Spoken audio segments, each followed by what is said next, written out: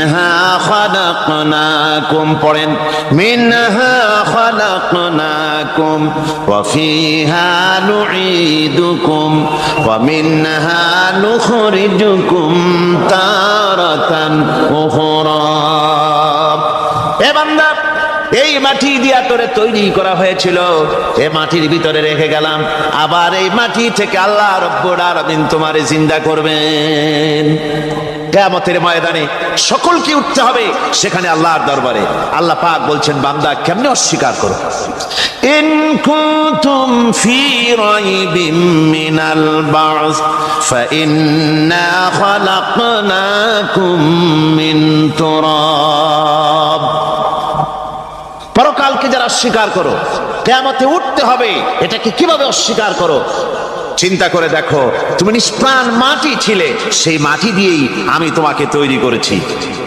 আবার আল্লাহ পাক মানুষকে আরো বুঝান, কিয়ামত আছে, পরকাল হবে, আল্লাহর দরবারে উঠতে হবে।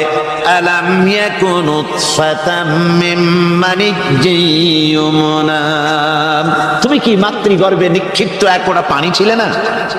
সুম্মা কানা আলাকাতান ফাখালাকা ফাসাওয়া, এরপরে তোমাকে মাংসপিণ্ডে, জমাট রক্তে মাংসপিণ্ডে পরিণত করা হলো, এরপরে তোমাকে সুন্দর করে তোমাকে সুগঠিত করা হলো।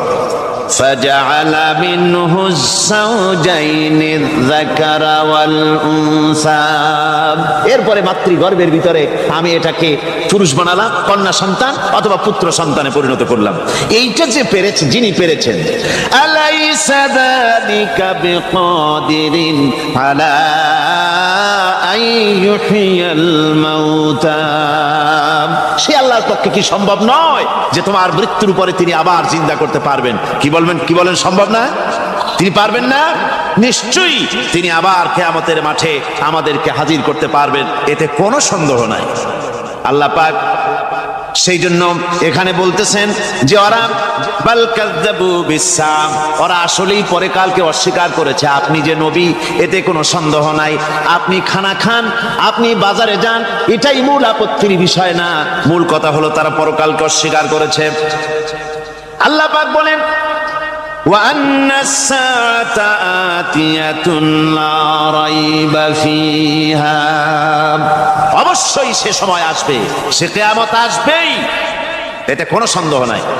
ওয়া আন্নাল্লাহা ইয়াবআসু মান ফিল কুবুর, আর আল্লাহ পাক তিনি কবরের মধ্যে অন্তর্হিত যা কিছু আছে সবাইকে কিয়ামতের দিন